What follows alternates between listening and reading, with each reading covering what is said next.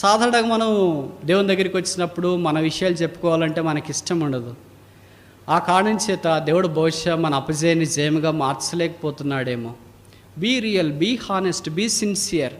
దేవుని దగ్గరికి వెళ్ళినప్పుడు ప్రభువా నాకు ఈ సబ్జెక్ట్స్ రావు, మ్యాథమెటిక్స్ అంటే వీక్, ఇంగ్లీష్ మీడియం అంటే రాదు, మా క్లాస్లో సరిగ్గా చెప్పరు, అందుకే నేను ఫెయిల్ అయినాను అని మనం చెప్పము. కానీ ప్రభువా కంప్యూటర్ పొరపాటు చేసింది, అందుకే నా నంబర్ లేదు నాయన. క్వశ్చన్ పేపర్ కష్టంగా ఇచ్చినారు ప్రభు, అందుకే నేను ఫెయిల్ అయినా.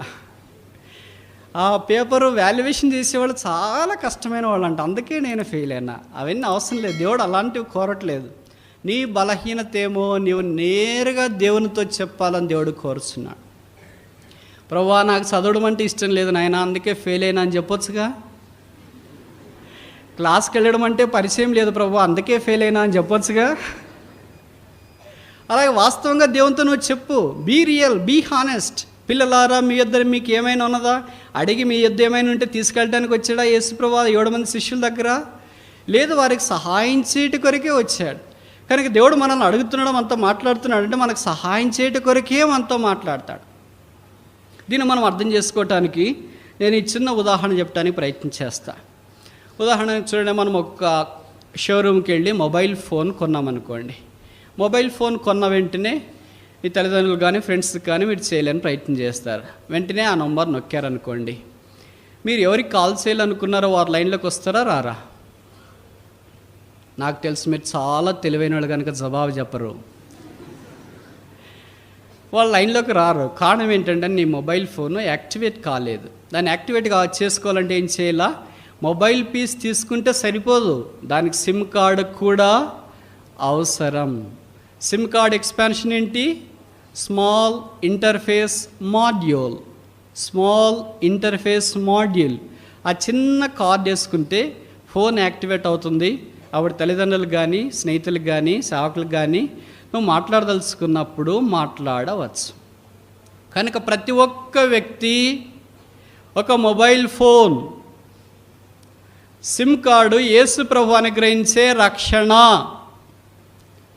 ఆ సిమ్ కార్డు ఉంటేనే నీ మొబైల్ ఫోన్ అనే జీవితం యాక్టివేట్ అవుతుంది.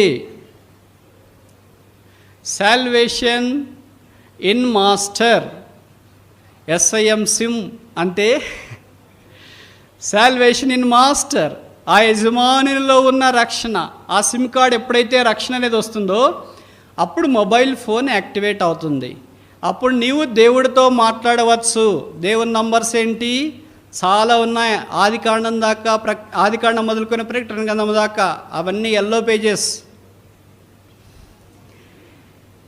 ఆ ఎల్లో పేజెస్లో you can pick up any number, ఏ నంబర్ అయినా తీసుకోవచ్చు. సామ్ 201, జాన్ 1414, మాథ్యూ 6:6, ఇలాగ ఏదైనా నువ్వు తీసుకొని ఆ నంబర్కి డైల్ చేయొచ్చు.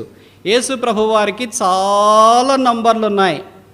ఏ నంబర్ నుండి నువ్వు డైల్ చేసినా ఆయన నీ ఫోన్కి రెస్పాండ్ అవుతాడు. ఆయన నీ ఫోన్కి రెస్పాండ్ అయిన తర్వాత నీతో కూడా ఆయన మాట్లాడాలని అనుకుంటాడు కదా. నీతో కూడా మాట్లాడాలని అనుకున్నప్పుడు సాధారణంగా మన ఫోన్ ఉందనుకోండి, ఎవరైనా మనకు ఫోన్ చేస్తే ఒకవేళ వాళ్ళ కాల్ మనం రిసీవ్ చేసుకోకపోతే వాళ్ళకి 3 రకాలైన ఆప్షన్స్ వస్తుంటాయి. నంబర్ 1 ఆప్షన్ కాలర్ చేసిన వాళ్ళకి వచ్చేది, the subscriber your call is busy, please try after some time. మీరు కాల్ చేసిన సబ్స్క్రైబర్ బిజీగా ఉన్నారు, కాసేపు ఆగి ప్రయత్నించండి. కానీ యేసుప్రభు మనకు కాల్ చేయడానికి ప్రయత్నం చేస్తుంటాడు, ఆయన కాల్ చేస్తూనే ఉంటాడు. కానీ మన ఫోన్ ఎలా ఉంటుంది? బిజీగా ఉంటుంది. ఎవరిని అడిగినా బ్రదర్ ఏంటండి కనిపించట్లేదు, చాలా బిజీనండి. బిజీ అనే పదం బైబిల్ ఎన్నిసార్లు ఉంది? నాకు తెలిసి ఒకే ఒక్కసారి బిజీ అనే పదం బైబిల్లో రాయబడింది. రాజుల 1 గ్రంథం 20:25 అనుకుంటే ఇంగ్లీష్ బైబిల్ ఆ మాట రాయబడింది, కింగ్ జేమ్స్ వర్షన్లో. కనుక మనం సాధారణంగా ఈ మాట ఎక్కువ వాడుతుంటాం, busy busy busy busy busy. Yesu ప్రభు మనతో మాట్లాడాలని ఫోన్ చేస్తే ఆయనకు వచ్చే మెసేజ్ ఏంటి? The subscriber your calling is busy, please try after some time. ఇక బిజీ అంటే ఎక్స్పాన్షన్ ఏంటి? BUSY. నన్ను తిట్టుకోరు అంటే చెప్తా. B means being, U means under, S means Satan's. Y means yoke. Busy means being under Satan's yoke. సాతాను కాడి కింద ఉండుట. ఇప్పుడు ఒక చిన్న ప్రశ్న. ఇప్పుడు చెప్పండి, మీలో ఎంతమంది బిజీగా ఉన్నారు?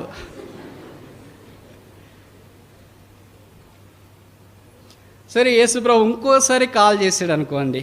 కాల్ చేస్తే కాలర్ ఆప్షన్ వచ్చేది ఏంటి? The subscriber your call is out of coverage area, please try out of some time. మనం అవుట్ ఆఫ్ కవరేజ్ ఏరియాలో ఎక్కువ ఉంటాం. ఎందుకంటే మనకు ఉండేది అది కదా. అవుట్ ఆఫ్ కవరేజ్ ఏరియాలో ఉన్నామంటే టవర్కి దూరంగా ఉన్నాం, సిగ్నల్స్ సరిగా అందడం లేదు. ఒకవేళ పొరపాటున అందినా, ప్రభువా సరిగా రావట్లేదు నాయనా, కాసేపు బాగా ప్రయత్నం చేయండి. ఎక్కడికి వెళ్ళావమ్మా? టవర్కి దూరంగా ఉన్నాను ప్రభువా. టవర్ అంటే ఏంటి? దేవుని మందిరం. లేవీకాండంలో మనం చూస్తాం, దేవుడు అన్నాడు, కెరూబుల మధ్యలో నుండి నేను మాటలాడేదను. కనుక దేవుడు తన మందిరావరణంలో నుండి మాట్లాడుతూ ఉంటాడు.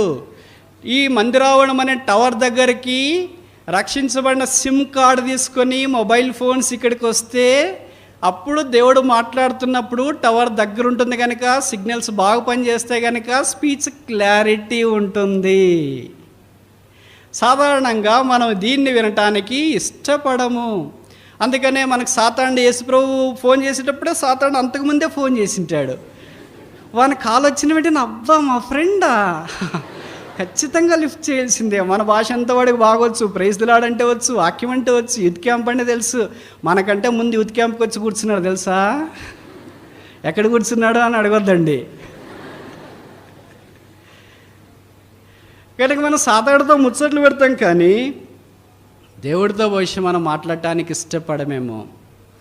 మూడో ఆప్షన్ ఏంటి? The subscriber your call is switched off, please try after some time. కొంతమంది అనుకుంటారు, యేసుప్రభు ఎప్పుడు మాట్లాడుతూనే ఉన్నాడు. యూత్ క్యాంప్ 5 రోజులు మాట్లాడతాడు. 5 రోజులు మాట్లాడితే నా మొబైల్ ఛార్జింగే లేదు, ఏం కావాలా? కొన్నిసార్లు మాట్లాడుతూ ఉంటావు, బ్యాటరీ లో అని ఒక మెసేజ్ వచ్చి వెంటనే కొలాప్స్ అయిపోతుంది. బ్యాటరీ లో. బ్యాటరీ ఎవరు? పరిశుద్ధాత్మ దేవుడు. పరిశుద్ధాత్ముడైన దేవుడు అనే బ్యాటరీకి ఎప్పుడు నీ మొబైలు ఛార్జింగ్ ఉంచాలా, సిమ్ కార్డు పనిచేసేటట్లు ఉంచాలా, టవర్కి దగ్గరలో ఉండాలా, సిగ్నల్స్ బాగా అందుకోవాలా, అప్పుడు స్పీచ్ క్లియర్గా ఉంటుంది. అప్పుడు నువ్వేమంటావు అంటే, speak lord for the servant heareth. ప్రభువా సెలవిమ్ము, నీ దాసుడు ఆలకించుచున్నాడు.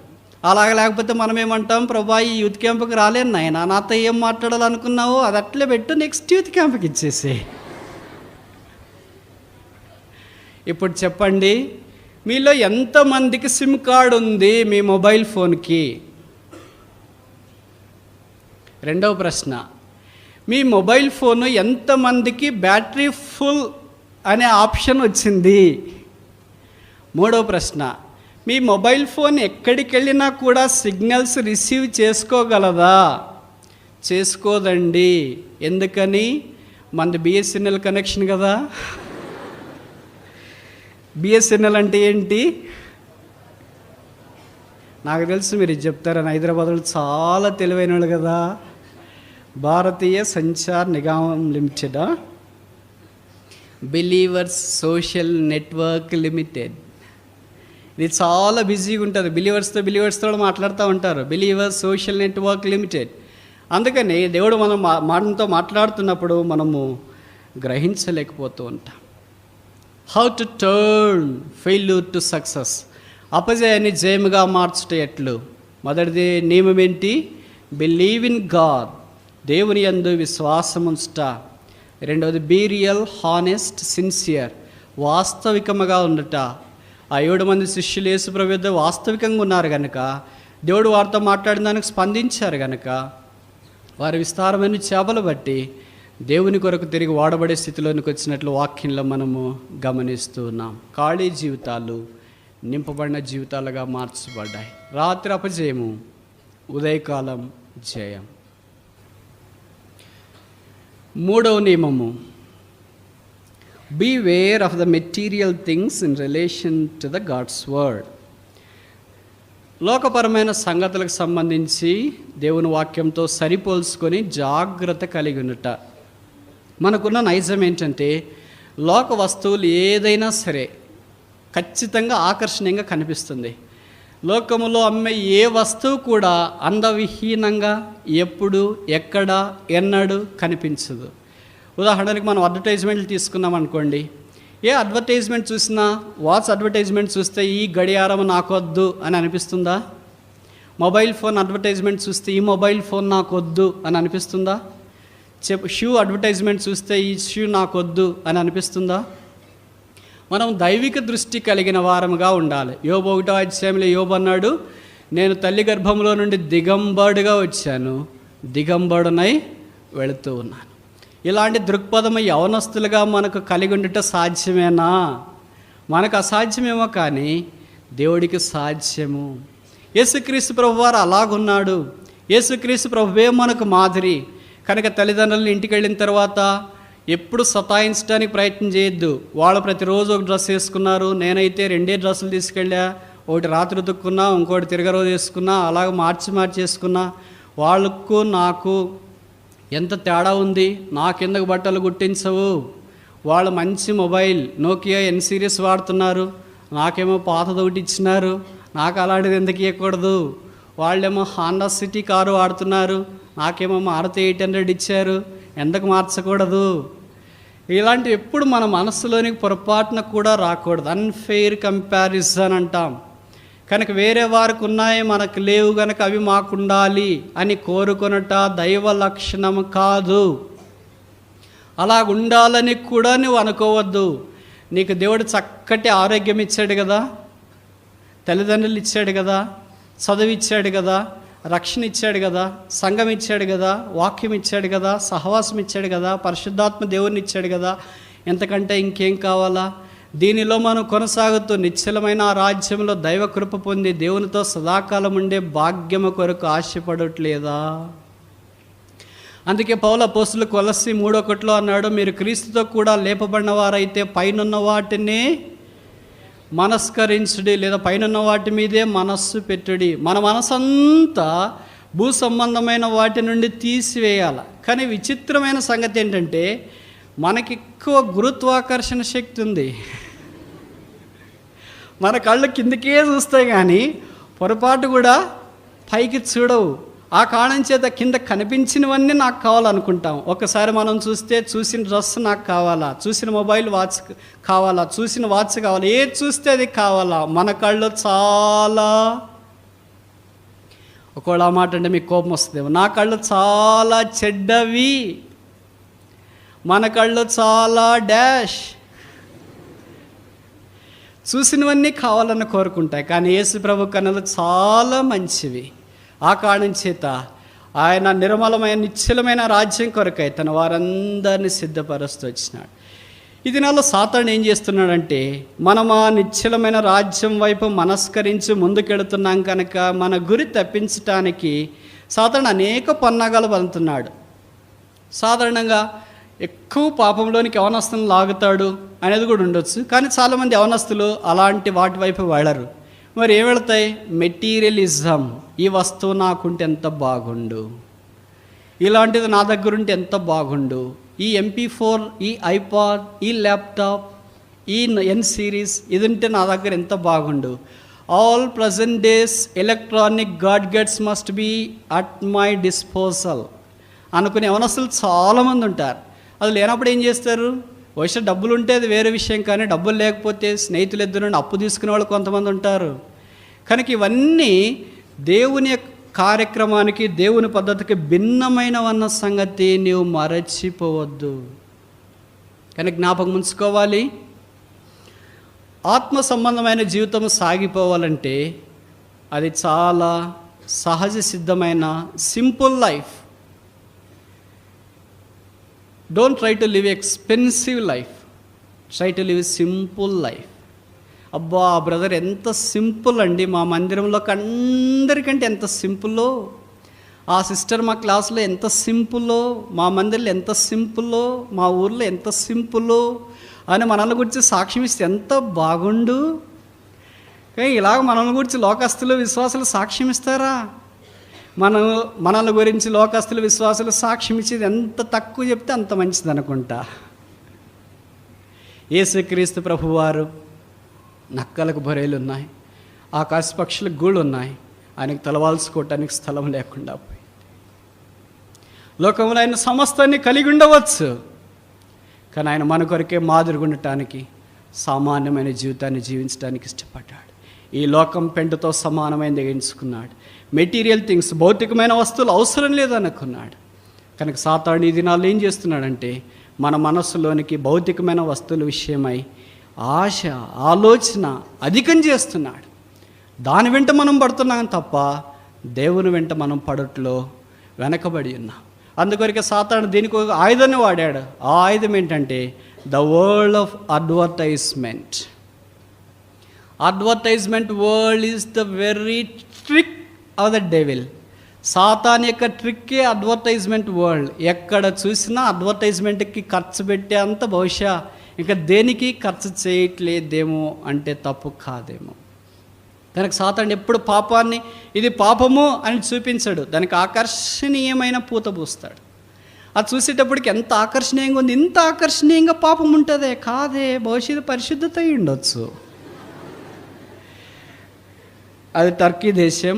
ఆ దేశంలో యవనస్తుడు ఒక సిగరెట్స్ అమ్ముతూ ఉన్నాడు.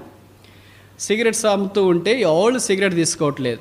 ఇప్పుడు యవనస్తుడు ఏం చేశాడంటే ఈ సిగరెట్ తాగితే 3 లాభాలు ఉంటాయని చెప్పాడు.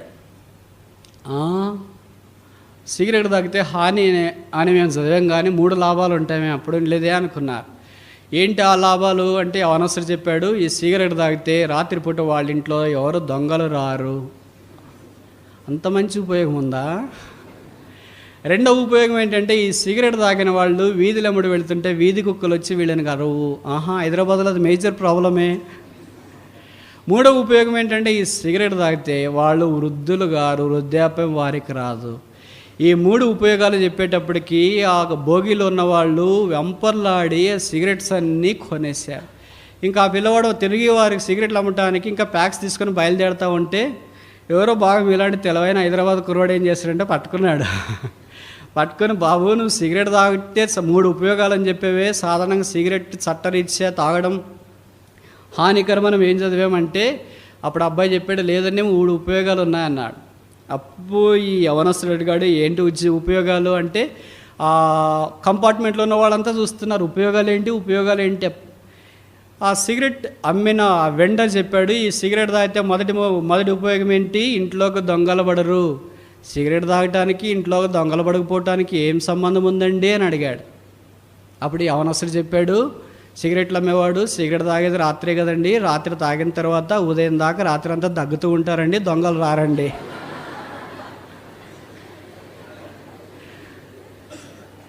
రెండవ ఉపయోగం ఏంటండి?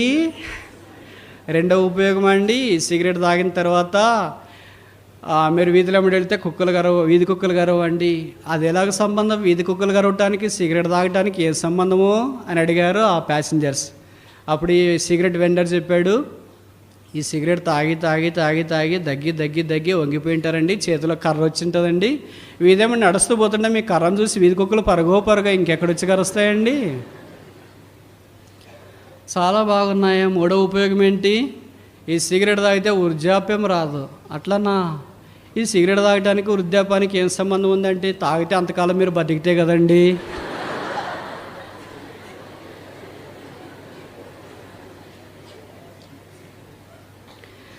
సాతాను ఈ దినాల్లో అలాంటి వాటిని మన మధ్యలోనికి ఏదో ఒక ఆకర్షణ విధానంలో తీసుకొని వచ్చి దాని మీద మన మనస్సు మరలేటట్లు చేస్తున్నాడు.